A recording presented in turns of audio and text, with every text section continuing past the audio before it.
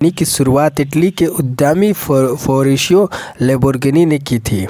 फॉरेशियो के माता पिता दोनों ही खेती से जुड़े रहते थे और अंगूर की खेती करते थे, लेकिन फॉरेशियो की रुचि कभी खेती में नहीं थी।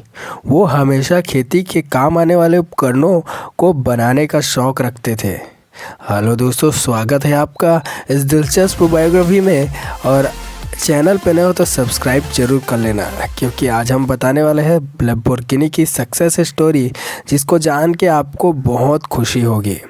तो चलिए बिना किसी देरी के इस वीडियो को स्टार्ट करते हैं। स्पोर्ट्स कार लैम्बोर्गिनी शायद हर युवा का सपना है। हर कोई इतना कमाने का सपना देखता है कि एक दिन वो अपने गैरेज में इस गाड़ी को देखना चाहता है। इसलिए जिस गाड़ी के लिए आज लाखों करोड़ों यंगस्टर दीवाने हैं, कभी उसकी सफलता की कहानी जानने की कोशिश की है? क्या आपने इसकी सक्सेस स्टोरी आप में हैरान करने वाली है। एक किसान का बेटा जो ट्रैक्टर बनाना चाहता था और उसने एक दिन ऐसी कार तैयार कर दी जिसे हासिल करना किसी के सपने से कम नहीं है। द्वितीय विश्व युद्ध के दौरान फॉरेशियो रॉयल एयरफोर्स के साथ जुड़े और बतौर मैकेनिक सेवा युवा सेना के रूप में कार्य कर रहे थे। युद्ध खत्म होने के बाद फॉरेशियो ने ट्रैक्टर बनाने का काम शुरू किया। उनकी ट्रैक्टर कंपनी जल्द ही दुनिया की सबसे बड़ी कंपनी बन गई, जो कृषि के लिए उपकरण तैयार करने का काम करती थी। फॉरेशियो खुद भी काफ़ी आलीशान गाड़ियों के मालिक थे। उनके बड़े में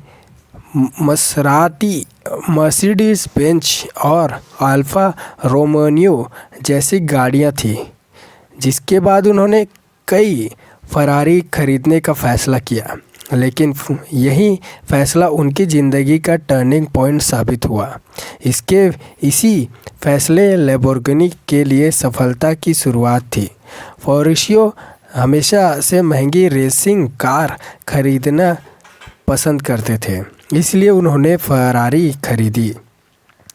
फॉरेशियो अपनी फरारी पर एक दिन सैर कर रहे थे लेकिन गाड़ियों के क्लच में कुछ दिक्कत आ गई। क्लच ठीक से काम नहीं कर रहा था। अब फॉरेशियो जो मैकेनिक थे, उन्होंने इस खराबी के बारे में फरारी के मालिक एंजो फरारी को बताया, लेकिन वह गाड़ी को ठीक करने के बजाय उसके मालिक से बात करना चाहते थे।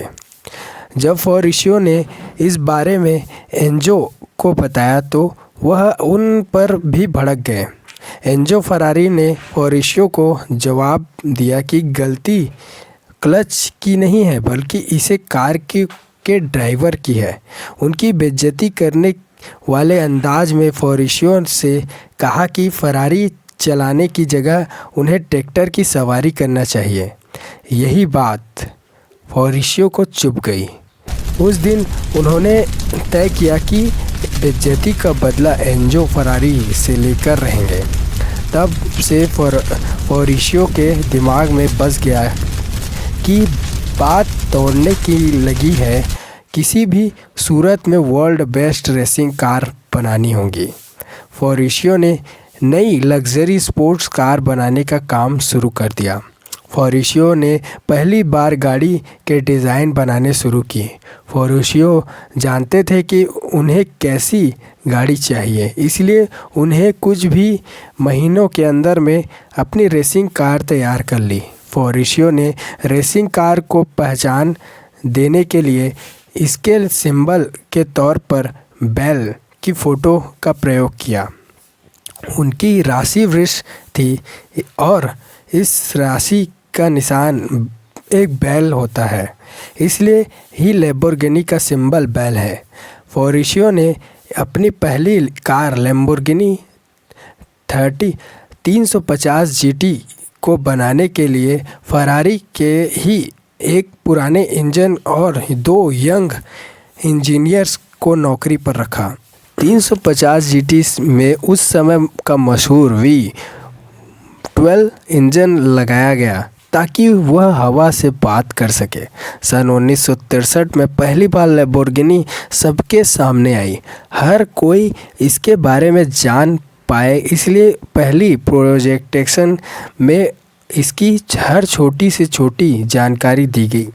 सन 1964 की शुरुआत होते ही लैम्बोर्गिनी की कारों की बिक्री भी शुरू हो गई। कहते हैं कि जैसे ही लैम्बोर्गिनी की बिक्री शुरू हुई, लोगों के बीच इसे खरीदने की होड़ मच गई। आते ही इस कदर हिट हो गई कि ऐसी 120 कारें बनाई गई। यह एक 2 सीटर लग्जरी स्पोर्ट्स कार थी, जिसके मॉडल से लोग इतना खुश हुए कि लैम्बोर्गिनी ने थोड़े ही समय में इनका नया मॉडल निकाल दिया। नए मॉडल का नाम 400 GT था और वह भी आते ही सुपरहिट हो गया। तो ये थी रिवेंज स्टोरी ऑफ लैम्बोर्गिनी। आपको कैसी लगी हमें कमेंट करके ज़रूर बताइए, और चैनल पे नए हो तो सब्सक्राइब कीजिए हमारा चैनल, ताकि ऐसे बायोग्राफी आपको देखने को मिल सके। और नेक्स्ट बायोग्राफी आने वाली है जो कि बहुत ही दिलचस्प और हमारे भारतीय संस्कृति से जुड़ा हुआ है। तो हमारे चैनल को बिना किसी देरी के सब्सक्राइब कीजिए और लाइक कीजिए, ताकि ऐसे बायोग्राफी आपको देखने को मिल सके। मिलते हैं नेक्स्ट वीडियो में। आज के लिए धन्यवाद।